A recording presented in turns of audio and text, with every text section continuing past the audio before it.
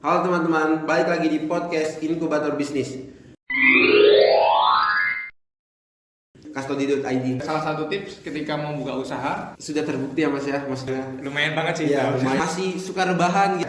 Sebenarnya nggak mau diakhiri nih mas. Durasinya nanti tambah ya, editor ya.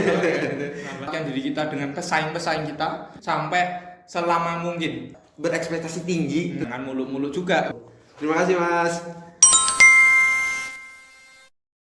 Jadi sebelum kita memulai podcast Inkubator Bisnis pada hari ini, sebelumnya perkenalkan terlebih dahulu. Nama saya Fadin Ramadan dari manajemen 2021, dan di sini saya akan menjadi moderator pada sesi podcast Inkubator Bisnis pada hari ini. Jadi untuk hari ini kita kedatangan salah satu entrepreneur muda yang juga merupakan salah satu mahasiswa manajemen UPN Veteran Yogyakarta, yaitu ada Mas Pampam dari angkatan 2018. Nah, jadi Mas Pampam ini merupakan salah satu mahasiswa UPN Veteran Yogyakarta dari angkatan 2018 ya Mas? Betul. Nah, jadi Mas Pampam ini merupakan salah satu entrepreneur muda yang memiliki bisnis jasa cuci sepatu dan juga repaint. Jadi salah satu bisnisnya itu adalah Custody.id. Mungkin sebelum kita lanjut nih, kita perkenalkan dulu kali ya biar kita ngobrol enak. Mungkin bisa diperkenalkan dulu Mas nama dan juga sedikit nih tentang bisnis yang Mas jalani saat ini. Oke, perkenalkan saya Pamungkas atau biasa akrabnya dipanggil Pampam. Saya dari manajemen angkatan 2018 dan saat ini sudah lulus. Untuk sekitaran bisnisnya ini gambaran umumnya sebenarnya ini agak sedikit unik dan mungkin beda dari pengalaman entrepreneur yang lainnya. Mungkin lebih detailnya nanti bisa ditanya-tanyakan aja sih, nggak apa-apa kayak gitu. Kalau pengen kepo boleh. Oke, siap. Berarti ini bisnisnya berdiri kurang lebih tahun 2019 ya Mas ya? 2019 akhir, lebih tepatnya November, tanggal 3 November. Barangkali kalau mau ngasih kado nanti ya tanggal 3. Oke, jadi aku mau nanya nih Mas untuk pertanyaan pertama. Ini kan kalau misalnya kita berbicara bisnis gitu ya Mas ya, bisnis itu kan banyak gitu ya. Dari sekian banyak bisnis, kenapa sih dari Mas Pampam ini memilih untuk jasa cuci dan juga repaint sepatu itu sendiri? Oke, nah kalau ditanya kenapa sih milihnya cuci sepatu, kenapa nggak jualan sepatunya gitu ya? Mungkin kalau dilihat dari profit marginnya mungkin bisa lebih jauh sekali untung jual sepatu, anggap aja itu bisa cuman 5 sampai 6 nyucinya. Tapi kenapa kok yang dipilih cuci? Yang pertama itu alasannya karena emang kita, terutama dari saya sendiri itu dari membangun bisnis itu bukan berdasarkan dari profitnya yang dituju. Kalau bicara bisnis pasti ujung-ujungnya profit yang dicari. Tapi di sini profit bukan menjadi yang utama, tapi itu tetap jadi yang pertama karena otomatis juga menghidupi karyawan ya. Itu tapi di sini ada value lain yang pengen digali lebih lagi. Karena juga melihat juga potensi pasarnya. Kita tahu bahwa cuci sepatu apalagi di Jogja ya, begitu masifnya sangat banyak. Bahkan ada ratusan, bahkan ada puluhan yang udah punya nama besar, bisa dibilang kayak gitu. Tapi kenapa kok endingnya banyak sekali juga usaha yang cuci sepatu dan lain sejenisnya itu pada tutup. Dan dari situlah kenapa aku sebenarnya punya peluang, toh nyatanya banyak usaha yang itu, tapi kenapa banyak yang tumbang. Dan aku di situ punya value-nya di situ. Oke, ini usaha ini cuci sepatu. Kemudian di sana pengennya nanti long last.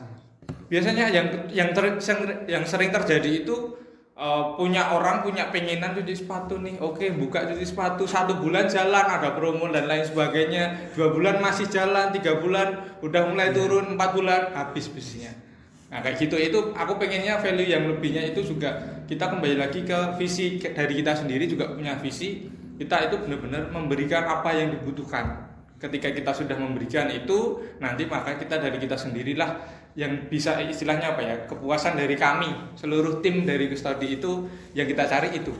Mungkin itu sekilas kenapa milihnya sampai itu.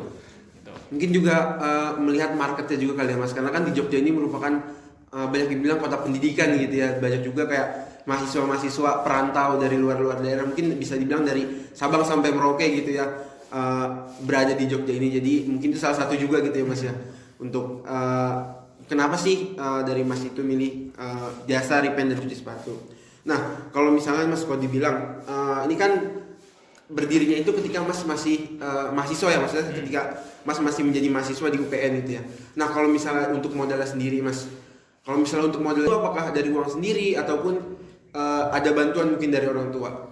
Oke, ini sedikit menarik bagi saya. Ini kalau pengen diceritain, ini percaya atau nggak percaya? Biasanya kalau orang di luar sana ada seminar dan lain sebagainya, oh bisnis saya ini modalnya dari nol, dari wah itu nggak menghitungkan privilege lain. Misalnya ya ada bantuan dari orang tuanya, mungkin bantuan dari kerabatnya atau keluarganya sendiri yang punya budget yang tinggal kalau bisnisnya mati tinggal setor lagi, tinggal setor. Tapi kalau di sini itu kalau modalnya awal itu adalah seluruhnya saya pribadi.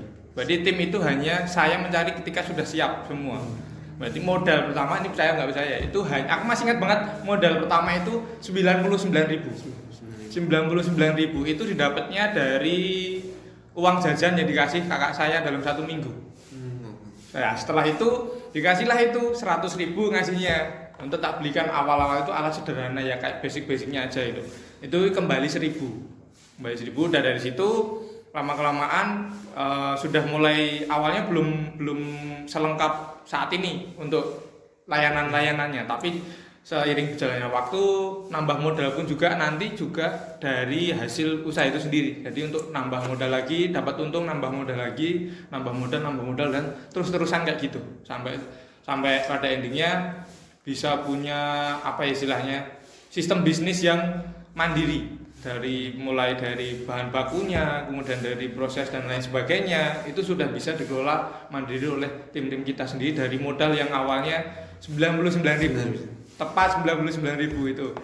Benar-benar kalau aku bilangnya benar-benar dari nol, nggak ada apa ya istilahnya, nggak ada tangan besar yang ikut campur dari 99.000 itu tadi doang. Itu kayak gitu. Berarti itu pure dari maksudnya dari uang tabungan gitu ya Mas ya, uang jajan, karena modalnya juga nggak terlalu banyak tapi alhamdulillah udah berkembang sejauh ini gitu ya Mas ya untuk bisnis ini. Nah kalau misalnya kan kita balik lagi nih Mas, kalau misalnya untuk jasa cuci dan repair sepatu sendiri kan kayak di Jogja itu banyak gitu ya Mas, dan udah banyak juga nama-nama besar yang mungkin ada di Jogja gitu. Nah mungkin kalau misalnya dari custody.id ini sendiri apa sih Mas yang kayak bagaimana cara membranding dari cara nge-brandingnya, terus market, dan juga gimana sih apa yang membedakan antara custody.id dengan bisnis yang sama? Oke, kok ditanya bedanya apa dan yang bikin orang itu harus ke custody? Yang pertama, kita punya visi dan misi yang jelas, dan utamanya juga punya tujuan nanti yang realnya itu juga punya. Kita sudah punya list dari awal, kita bukan berjalan terus baru menentukan visi misinya. Tapi mungkin dari teman-teman manajemen juga barangkali sudah tahu manajemen strategik di sana juga ada mengenai visi dan misi. Itu dari awal membentuk usaha itu harus punya itu dulu. Dan itulah yang kita lakukan juga. Terutama dari pemikiran ketemu ide, kenapa sih ini custody harus sampai ada? Itu kenapa kok nggak usaha yang lain? Itu juga berangkatnya dari visi misi itu tadi. Kita mengangkat visi itu, kita memberikan yang terbaik, itu nanti baru balik kita yang kita juga ikut senang, istilahnya itu. Dari tagline kita nanti mungkin teman-teman bisa kepo, bisa dicek di tagline kita di Instagram seperti itu. Itu berangkatnya dari situ dulu. Ketika sudah punya visi yang kuat, tentu nanti juga ada misi dan dilanjutkan tujuan-tujuan yang strategik dalam jangka tahunan atau bulanan bahkan seperti itu. Setelah itu turun barulah kita menentukan dalam marketing dikenal dengan istilahnya bauran pemasaran seperti itu. Itu juga kami lakukan. Yang jelas yang uniknya di kami menerapkan strateginya itu mungkin beda dari yang lainnya. Kalau yang lainnya mungkin marketingnya melalui paid promote atau melalui ads, melalui Instagram ads, Facebook ads dan lain sebagainya, custody tidak mengenal itu sama sekali. Kita mau mendeliver itu benar-benar kualitas yang kita bawa itu di nomor satukan dulu. Bayangkan kalau misalnya dari ketika saya menyebutkan brand sepatu, misalnya Mas akan menyebutkan apa namanya? Kalau brand ya, misalnya fans nih misalnya. Nah, kayak gitu, fans terbitnya seperti itu. Itulah yang kita tuju. Kita pengen membuat build quality kita atau value kita tuh ke sana. Dan uniknya lagi, itu yang pertama mengenai strategi pemasaran, kita nggak akan menggunakan teknik yang modern, tapi kita kembali lagi ke teknik konvensional dari word of mouth. Itu pemasaran dari mulut ke mulut. Dan itu terbukti sampai sekarang itu istilahnya jangkauan dari word of mouth atau dari pemasaran yang digital itu lebih besar dari yang word of mouth. Jadi kita akan mempertahankan itu. Kemudian yang kedua, kita milih segmen pasar kita.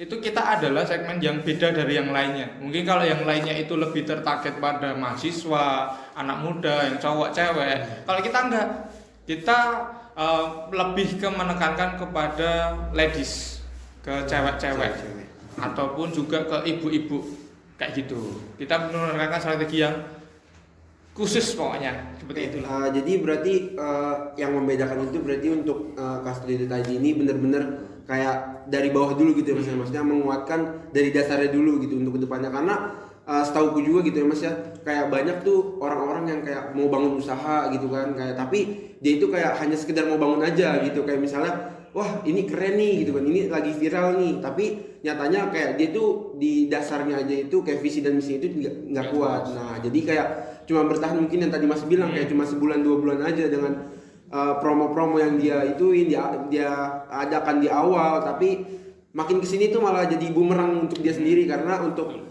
visi dan misi dan juga untuk strategi pemasaran itu tidak tepat seperti itu. Berarti ini juga yang menjadi salah satu nih untuk teman-teman yang mau buka usaha bisnis juga, itu menjadi salah satu visi dan misi merupakan salah satu hal yang harus teman-teman kuatkan gitu sebagai landasan dari bisnis teman-teman, dan juga bagaimana cara teman-teman untuk memilih strategi pasar gitu, apakah cocok atau tidak dengan kehidupan pada saat ini. Nah Mas, kalau misalnya tadi untuk promosi itu sendiri ya Mas, tadi kan dari mulut ke mulut gitu ya Mas ya. Nah kalau selain dari mulut ke mulut, ada nggak sih Mas promosi yang dilakukan oleh Custody.id ini yang ibaratnya meningkatkan target pasar gitu, meningkatkan pemasaran gitu Mas? Oke, ini juga salah satu strategi ya. Ini sedikit bocoran bagi teman-teman juga mungkin dari yang mau punya bisnis atau yang sudah punya bisnis. Percaya nggak percaya, Custody tidak menerapkan strategi promosi apapun. Itu yang pertama. Tapi pada nyatanya sampai sekarang masih berjalan loh. Udah mau 2 tahun ini, tetap masih istilahnya masih kuat untuk berdiri, masih kuat untuk berjalan. Strategi promosi paling kita cuman kalau bisa dihitung sehari itu 1 tahun 1 kali. Itu biasanya event-event di pas ulang tahun kita aja di tanggal 3. Itu pun cuma diskon aja. Selebihnya kita ada paid promo, kita nggak pernah ikut, kita nggak pernah manfaatkan ads, mau Instagram, mau Facebook yang seperti yang kita bilang tadi, itu kita nggak ada. Nggak ada istilahnya kerjasama dengan misalnya brand ataupun dengan kerjasama dengan usaha lain, itu juga kita nggak ada. Kita pure murni menekankan pada core value kita. Kita melebih delivery ke sana. Jadi promosi kita sama sekali menomor sekiankan lah istilahnya. Kita menguatkan dulu dari value kita, deliver dulu. Kalau udah baik, mungkin nanti kedepannya juga pasti ada strategi khusus lagi dalam rangka promosinya. Kalau misalnya tadi dari mulut ke mulutnya itu Mas, misalnya kan waktu itu kan masih mahasiswa nih Mas, maksudnya terus juga targetnya dari Custody.id ini itu ke perempuan gitu ya Mas ya. Nah itu apakah melalui teman-teman aja ataupun dari teman-teman kuliah aja ataupun kayak keseluruhan yang ada, mungkin kita sering banyak kita bilang kalau misalnya kita perbanyak kontak memperbanyak rezeki juga gitu ya Mas ya. Nah itu apakah emang keseluruhan aja, apakah bagaimana Mas dari mulut ke mulutnya itu?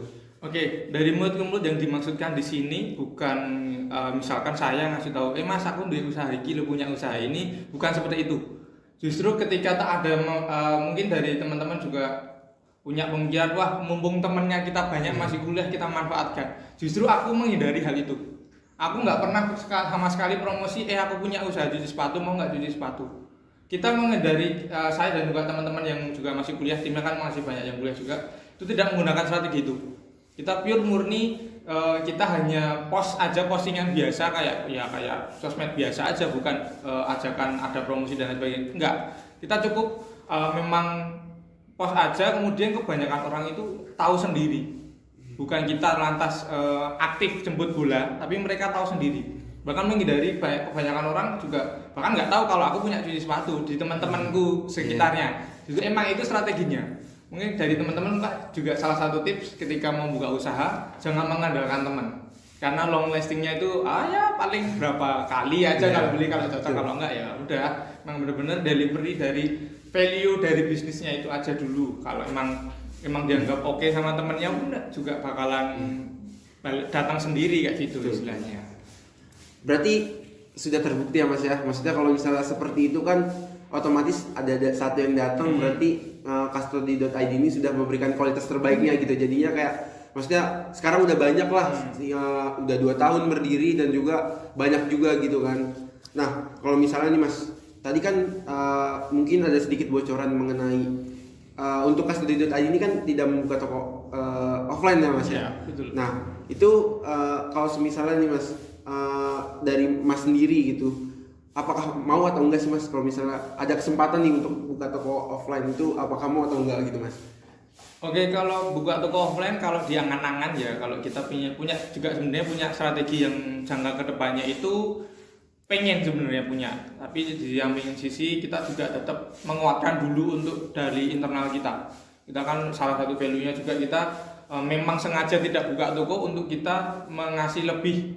Utama kita kan targetnya ibu-ibu dan mbak-mbak yang notabene mereka tuh mager untuk jalan, untuk sekedar cuci sepatu bahkan di dekat rumahnya atau kosnya itu ada cuci sepatu, tapi milihnya adalah kita yang jaraknya itu bisa sampai 10 km yang jauhnya, dan itu mereka diberikan kos lebih untuk nganter itu nggak apa-apa, karena itu emang emang targetnya seperti itu. Jadi ya memang salah satu value juga dari kami juga mendeliver itu. Tapi kalau ada teman-teman yang mau bergabung juga minat misalnya mau buka toko offline custody, nanti bisa juga, tidak menutup kemungkinan, tapi kita juga tetap melihat istilahnya dianalisis dulu untuk jangka panjangnya itu gimana. Kalau nggak strategik dirasa bagi internal kami ya itu pasti akan ditolak, kecuali kalau nanti memang dirasa itu menguntungkan jangka panjangnya dan itu bisa masuk dengan strategi kita, itu pasti juga akan mau dan bisa kayak gitu. Ya nih Mas, aku juga mau nanya juga nih Mas, ini kan akhir 2019 gitu ya Mas ya, maksudnya mungkin peralihan gitu dari masa-masa sebelum Covid ke Covid gitu ya Mas ya. Nah untuk masa-masa seperti itu kayak ini kan pastinya gitu ya, maksudnya untuk customer itu menurun gitu Mas. Nah itu ada nggak sih kayak strategi yang kayak wah ternyata kurang efektif nih karena pandemi dan segala macam, kayak perekonomian juga menurun gitu. Ada nggak sih kayak promosi lain yang dilakukan oleh Custody.id ini untuk tetap gitu menarik customer gitu Mas? Oke, sejak istilahnya sebelum pandemi kita lancar, kemudian ada pandemi itu kita benar-benar istilahnya ya semua bisnis nggak ada yang nggak terdampak, bahkan banyak juga yang tutup.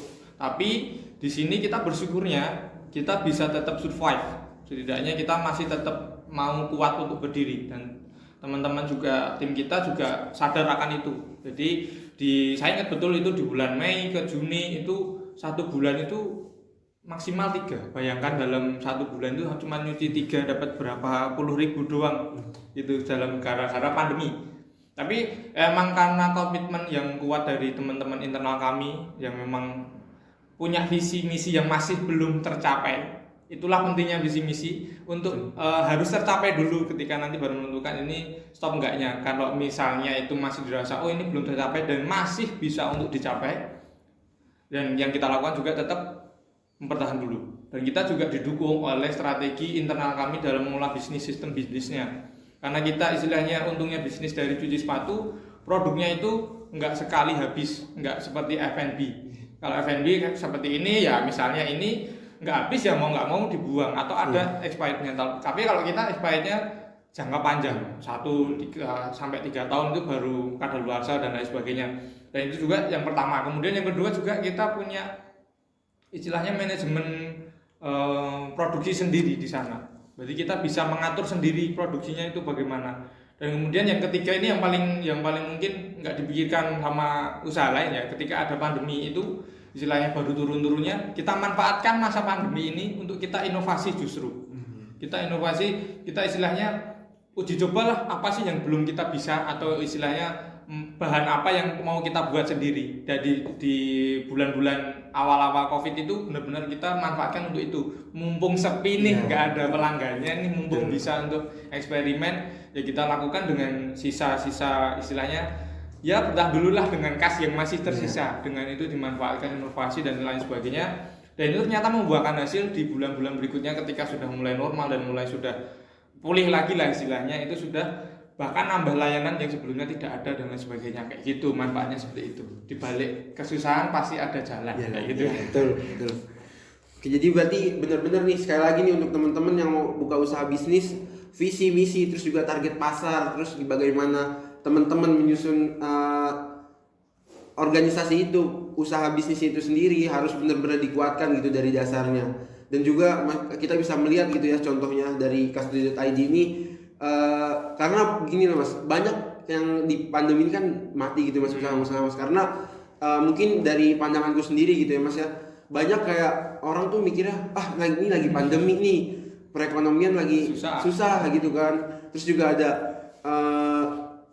yang selalu ngomong di rumah aja gitu kan, rebahan aja. Nah tapi generasi muda itu tidak memanfaatkan itu. Sebenarnya itu menjadi satu hal yang penting ya gitu yang harus dilakukan oleh generasi muda, mencari inovasi-inovasi baru untuk bisnis, tapi mungkin salah dipergunakan gitu ya Mas. Nah kalau misalnya kita berbicara dengan bisnis Mas, kalau bisnis itu kan sangat berkaitan dengan keuntungan gitu Mas ya. Nah kalau boleh tahu nih dari Custody.id ini berapa sih Mas keuntungannya, di mungkin hitungannya per bulan ataupun per tahun itu sendiri gitu Mas? Oke, kalau kita bicaranya pendapatan aja ya, belum ke labanya ya. Kita bicara pendapatan, kalau bisa di rata-rata, nggak dihitung pandemi ya, kalau pandemi kan tadi bisa dibilang surut. Kalau di rata-rata itu anggap aja 1 bulan itu sekitar 100 pasang. 100 pasang aja ya, istilahnya tarif normalnya aja 27.000 dalam 1 bulan itu. Nanti dikurangin HPP dan lain sebagainya, paling ya 10-25% dari itu, dan sisanya itu labanya. Itu hanya untuk satu tim ya, satu orang yang operasional, belum digabung ke semuanya. Ya. Berarti lumayan juga gitu ya Mas ya? Ya lumayan banget sih. Ya lumayan. Maksudnya daripada untuk generasi muda nih yang masih suka rebahan gitu kan, bisa mencari inovasi-inovasi baru, berbisnis gitu kan, karena maksudnya teman-teman tuh bisa bareng-bareng gitu mencari bisnis tanpa teman-teman harus kerja keras, maksudnya kerja keras kayak harus sana sini gitu kan, tapi teman-teman bisa buka bisnis secara online gitu, contohnya dari Custody.id ini sendiri. Nah terus juga nih Mas, mungkin kita udah menuju ke akhir nih Mas ya. Oke. Udah mau menuju ke akhir nih Mas. Sedih ya ini udah mau ke akhir ya. Sebenarnya nggak mau diakhiri nih Mas, mau lanjut terus tuh ya. Ini durasinya nanti tambah ya, editor ya. Tambah ya. Nah kalau misalnya sekarang itu kan banyak banget gitu ya Mas ya, generasi muda yang mau banget nih kayak buka bisnis gitu kan. Nah mungkin Mas Pampam selaku entrepreneur muda gitu mungkin bisa memberi pesan dan juga kesan untuk teman-teman dari generasi muda yang mau buka bisnis gitu Mas. Mungkin apa aja sih hal yang harus diperhatikan, dan mungkin hal yang harus diperhatikan dan juga hal-hal yang harus dihindari seperti itu. Oke, untuk teman-teman yang baru membuka bisnis atau yang sudah punya bisnis, di sini saya memberikan saran karena berdasarkan pengalaman pribadi saya yang mulai dari benar-benar dari nol, dari modal hanya 0 rupiah ke 99.000 kayak gitu. Itu bahkan mungkin lebih uang jajannya lebih banyak daripada saya ya. Itu juga cukup apa ya istilahnya, bisa lah nanti bisa untuk dimodifikasi. Yang pertama kalau mau bisnis itu pahami dulu bisnis apa yang pengen pengen digarap, pengen dikerjakan di masa-masa mendatang. Kemudian kita juga harus tahu, kita harus punya pengukuran bisnis itu sendiri. Bisnis itu kira-kira matinya sampai tahun keberapa, atau mau keberlanjutan bisnisnya nanti seperti apa. Kalau sudah ketemu bisnisnya misalnya 5 tahun nih kayaknya masih eksis, istilahnya kan ada namanya tren, ada mega tren, dan ada fad dan lain sebagainya. Itu kan ada jangka waktunya sendiri. Nah bisnis kalian itu mau masuk yang mana? Maukah seperti es kepal Malo seperti itu misalnya? Nah itu nanti kan itu jangka pendek, strateginya juga bakalan beda. Betul.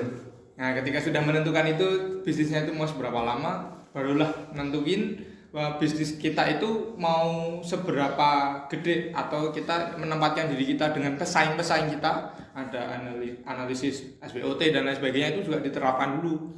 Kemudian ketika itu sudah, kita harus punya pembedanya, value kita itu apa dulu. Kemudian ketika sudah, kita harus punya bisa mendeliver tadi, namanya dari strateginya itu yang pertama visi dan misi harus jelas. Kemudian tujuan itu nanti juga tujuan itu harus berjangka. Nggak hanya tujuan, aku pengen ini punya profit 10 juta, kalau udah kesampai 10 juta terus apa? Karena kan tujuannya sudah selesai. Nah tujuannya itu harus disusun sampai selama mungkin dan serealistis mungkin, jangan mulu-mulu juga itu seperti itu. Kemudian strateginya itu nanti ketika sudah berjalan punya strategi khusus yang berhubungan dengan marketing ya, karena nggak ada marketing otomatis nanti ya bisnisnya cuma ada produknya, nggak ada yang jual seperti itu. Nanti takutnya ya tahu sendirilah, kebanyakan orang matinya karena apa ya, karena gagalnya strategi marketing. Itu mungkin yang paling penting, dan juga yang paling utama kalau bagi saya adalah motivasi sebuah bisnis itu sendiri sampai bisa berdiri. Kalau nggak ada motivasi dari orangnya, ownernya atau tim yang membuat bisnis itu, saya yakin 100% paling lama 3 bulan bisnis itu bisa bertahan. Selebihnya ya sayonara seperti itu. Mungkin itu aja. Mungkin aku sedikit menggarisbawahi ini Mas, kayak muluk-muluk ya. Mungkin itu juga menjadi penghambat gitu ya Mas ya, untuk generasi muda sekarang, karena banyak banget gitu generasi muda yang sekarang itu kayak berekspektasi tinggi, tetapi kayak ternyata modal mungkin terutama dari modal dia sendiri itu tidak mencukupi gitu Mas. Jadi kayak untuk teman-teman nih yang mau bikin usaha itu, teman-teman harus benar-benar menyusun serealistis mungkin dan sebisa mungkin untuk teman-teman jalankan gitu. Dan juga tadi ada satu kata Mas, perbedaan gitu ya. Mungkin aku sedikit mengutip kata-kata sedikit lebih beda itu lebih baik daripada sedikit lebih baik gitu ya Mas ya. Betul sekali. Nah, itu juga mungkin salah satu motivasi gitu Mas dari aku sendiri gitu, kayak ternyata lebih beda itu lebih baik daripada kita lebih baik gitu. Nah, jadi bagaimana teman-teman bisa membuat sesuatu hal yang berbeda supaya ibaratnya bisa dinotis lah gitu sama orang banyak seperti itu. Oke, mungkin sebelumnya aku mengucapkan terima kasih banyak Mas karena sudah menyempatkan hadir untuk datang di podcast Inkubator Bisnis ini, dan juga aku mau pesan juga ke teman-teman semua, buat teman-teman yang mau cuci sepatu, mau repaint sepatu, jangan lupa cuci di custody.id. Nanti untuk linknya bisa aku taruh di bawah sini ya. Oke, mungkin itu aja untuk podcast Inkubator Bisnis pada hari ini. Kurang lebihnya mohon maaf. Wassalamualaikum warahmatullahi wabarakatuh. Terima kasih Mas.